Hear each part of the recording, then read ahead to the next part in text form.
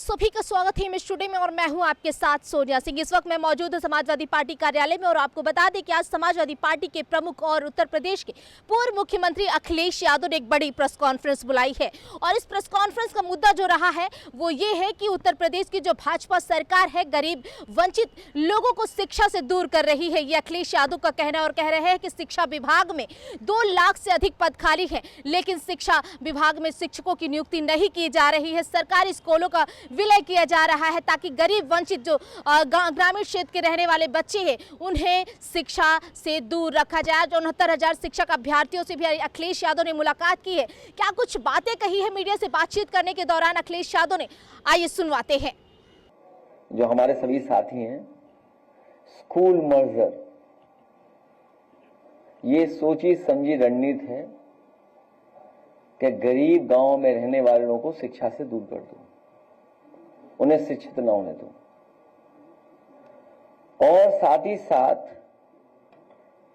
क्योंकि इनकी सरकार में जो पद खाली हैं वो लगभग 2 लाख हैं, लगभग 2 लाख पद खाली हैं शिक्षक के, जिनका ये लोग भर्ती नहीं कर पाए हैं। तो अगर मर्जर हो जाएगा तो शिक्षकों की संख्या घट जाएगी। और हम और आप सब लोग जानते हैं कि सरकार समय समय पर ऐसी स्कीम चलाती है जिससे ड्रॉप आउट रेट कम हो जाए, बच्चे स्कूल जाएं। तो शिक्षक की संख्या घटा करके और जब मर्जर की योजना ले आएंगे तो ड्रॉप आउट रेट बढ़ेगा कि घटेगा? ग्रामीण क्षेत्र में कहां है ट्रांसपोर्टेशन? और हर अच्छे समाज की कोशिश है कि हमारी बच्चियों बेटियां पढ़ें। समाजवादी सरकार में नेताजी ने विद्याधन शुरू किया था, उसकी वजह से बड़े पैमाने पे जो बेटियां पढ़ाई छोड़ गई थी दोबारा पढ़ने लगी थी। लैपटॉप स्कीम से बच्चियां जिन्होंने पढ़ाई छोड़ दी थी 10th के बाद, उन्होंने दोबारा एडमिशन लेकर के 12th कर करके लैपटॉप से लाभ पाया। तो ना पब्लिक ट्रांसपोर्ट है, ना आपके पास इंफ्रास्ट्रक्चर है। ये नई स्कीम केवल गरीबों को धोखा देने के लिए लोग ला रहे हैं। और ये तमाम बातें पढ़ाई की, अपने बच्चों की, बच्चियों की, एक परिवार वाले ही समझ सकते हैं। भारतीय जनता पार्टी की विभाजनकारी राजनीति है, डिवाइड एंड रूल करने की राजनीति है। भारतीय जनता पार्टी वो पॉलिटिकल पार्टी है जो जिस विचारधारा को कभी अंग्रेजों ने बनाया था, उसी विचारधारा को पॉलिटिकल आवाज भारतीय जनता पार्टी देती है। जो अंग्रेज डिवाइड एंड रूल का फार्मूला दे गए थे, उसी पर भारतीय जनता पार्टी आज भी चल रही है।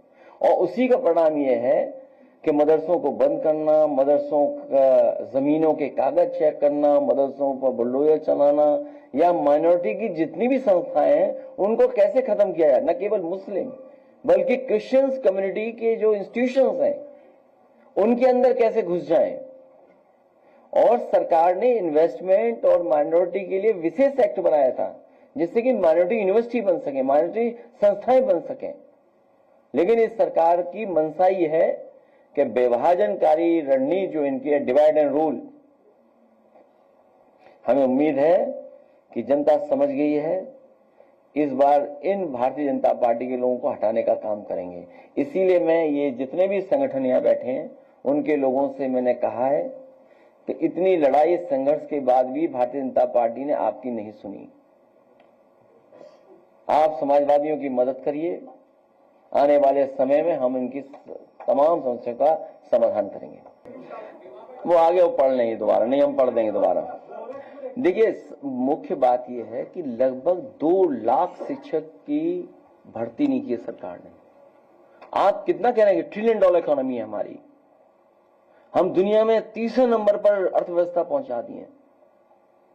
तो आखिरकार ये 30वें नंबर पे और विकसित भारत की, क्या विकसित भारत की डेफिनेशन में आता है कि आप 2 लाख शिक्षक के जो पद खाली है वो रखेंगे खाली आप? क्या यही विकसित भारत का सपना है? क्या विकसित भारत में यही होगा कि जो बच्चियां हैं वो कैसे पढ़ने जाएंगी? मान लीजिए आपके गांव में स्कूल इसीलिए बने थे क्योंकि गांव में ही बच्चे पहुंच जाएं। इस समय प्राइमरी में पढ़ने वाले सबसे ज्यादा गांव के गरीब बच्चे जाते हैं, उनसे ये अधिकार छीनना चाहते हैं। आखिरकार जो $1 ट्रिलियन इकोनॉमी का बजट है या जो उनकी अर्थव्यवस्था, पैसा जा कहां रहा है? पैसा जा रहा है लूट के हाईवे बन रहे हैं। जो लोग दूसरों के हाईवे पर उंगली उठाते थे, मैं अपने अखबार के साथियों से कहूंगा, आप अपने भी अखबार उठा करके देखिए, जो सरकार बनने के बाद किस तरह के स्टेटमेंट आते थे, कितनी रजिस्ट्रियां चेक हुई थी, कितना करप्शन की बात होती थी। आज सबसे महंगा हाईवे बना है। कल तक तो हम अखबार में ही ढूंढते थे, कल तक, आज नहीं, कोई अखबार में रेट नहीं लिख रहा था कि हाईवे कितने हजार करोड़ का बना है। लेकिन मैं धन्यवाद देना चाहता हूं कि आज सभी अखबारों ने लगभग लिखा है 7,000 करोड़ का हाईवे है। और कब बन जाना चाहिए था? 2,000 अगर किसानों के लिए मुआवजे पे गया तो 5,000 करोड़, मतलब अगर 5,000 करोड़ को हम डिवाइड कर दें 91 किलोमीटर की सड़क से, तो लगभग 50 करोड़ से ज्यादा पर किलोमीटर बना है। वो 4 लेन हाईवे, वो एक्सप्रेसवे नहीं है। हमारे मुख्यमंत्री जी सड़क, 4 लेन और एक्सप्रेसवे में अंतर ही नहीं जानते हैं। और अगर अंतर जानते होते और कभी किताब उठा करके देख लेंगे इंडियन रोड कांग्रेस क्या कहती है, इंडियन रोड कांग्रेस के जो मानक हैं, क्या उन मानकों के तहत ये सड़क बनी है? और जिसने भी मानकों से खिलवाड़ की है, क्या ये सरकार ऐसे अधिकारी के खिलाफ कभी कार्रवाई करेगी? पूरी सरकार में झगड़ा चल रहा है इस समय, बंटवारे का झगड़ा चल रहा है, लेन देन का झगड़ा चल रहा है। अधिकारी अपने मन से करें कुछ काम कि मंत्री के मन से काम करें। मंत्री अधिकारियों का झगड़ा चल रहा है। और एक विभाग नहीं है, वो कौन सा विभाग है जो रजिस्ट्री करता है? स्टैम्प्स एंड रजिस्ट्रेशन विभाग। क्या कह रहे हैं मंत्री जी? मंत्री जी क्या कह रहे हैं, सोचिए आप। और हम तो, आप लोग डीसीएम और ओसीएम को न जाने क्या क्या समझते थे, कैसे संबंध है डीसीएम और ओसीएम में। सुनने में आया है कि डीसीएम ने लिख करके शिकायत की है कि उनके विभाग के भी अधिकारी ने उन्हें कुछ नहीं दिखाया, लिस्ट ही नहीं दिखाई कि ट्रांसफर किसके हो गए, किसके होने हैं। स्वास्थ्य विभाग में ये चल रहा है। सीएमओ खुद ही कह रहे हैं, प्रेस, तो अगर जांच कौन करेगा? मान लीजिए अगर सीएमओ खुद कह रहे हैं या डीएम के स्टेटमेंट आ रहे हैं, विधायकों में बंटवारा हो गया है, कौन किसके साथ है, तो सच कौन बताएगा? हमारे प्रेस के साथियों में बहुत दबाव रहता है, लेकिन हम आपका धन्यवाद देते हैं कि आप खबरें लिख रहे हो। अरे अभी 2 ही विभाग हुए भाई।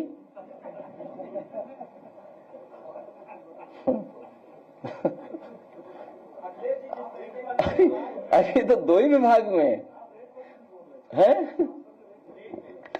और मैं यहां पर बैठा था, एक साथी व्यक्ति आए, अपना कुछ काम रहा होगा अधिकारियों से, तो हम और लीडर ऑपोजिशन थे। हमने कहा क्या काम है, तो बताया वहां रेट है, वहां 3 लाख के ट्रांसफर का रेट है। सोचिए आप, एजुकेशन डिपार्टमेंट में, सोचिए आप। एक और विभाग जो गांव का काम करता है, गांव के काफी काम करता है, जिसमें हमको श्लोक सुनने को मिला था, भजन सुनने को मिला था।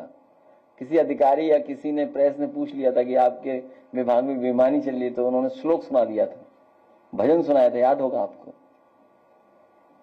वहां तो यह है कि भाई एक ही इंजीनियर दूसरा आ गया तो दूसरा, तीसरा आ गया तो तीसरा।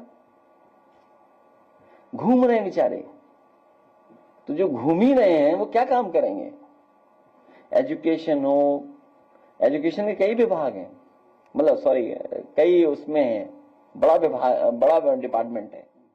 तो अखिलेश यादव ने भाजपा सरकार पर जमकर हमला बोला, साथ ही 69,000 के जो शिक्षक अभ्यर्थी हैं उनसे मुलाकात की। उसी के साथ ही जो शिक्षा मित्र के जो शिक्षक लगातार इको गार्डन में प्रदर्शन कर रहे थे, उनकी भी बात बस टुडे के माध्यम से जब हमने उनसे पूछा था तो उन्होंने कहा था कि जब सपा की सरकार आएगी तो इन शिक्षकों को जो है न्याय जरूर मिलेगा। हालांकि उत्तर प्रदेश के मुख्यमंत्री योगी आदित्यनाथ से मुलाकात का आश्वासन इन अभ्यर्थियों को मिला है और शिक्षकों को मिला, तो ये शिक्षक जो है 24 दिन बाद अपना धरना खत्म करके वो सब अपने गृह जनपदों के लिए चले गए। लेकिन अखिलेश यादव का साफ तौर पर यही कहना है कि जिस तरीके से सरकारी स्कूलों का विलय किया जा रहा है और ग्रामीण क्षेत्र में रहने वाले जो बच्चे हैं उन्हें कहीं ना कहीं भाजपा सरकार जो है शिक्षा से दूर कर रही है और ये जो अभ्यर्थी है 2 लाख से अधिक पद खाली हैं लेकिन इन्हें भर्ती नहीं किया जा रहा और लगातार कई बातों का जिक्र अखिलेश यादव ने किया और सरकार पर हमला बोला। वीडियो राशि के साथ मैं सोनिया सिंह, टुडे लखनऊ।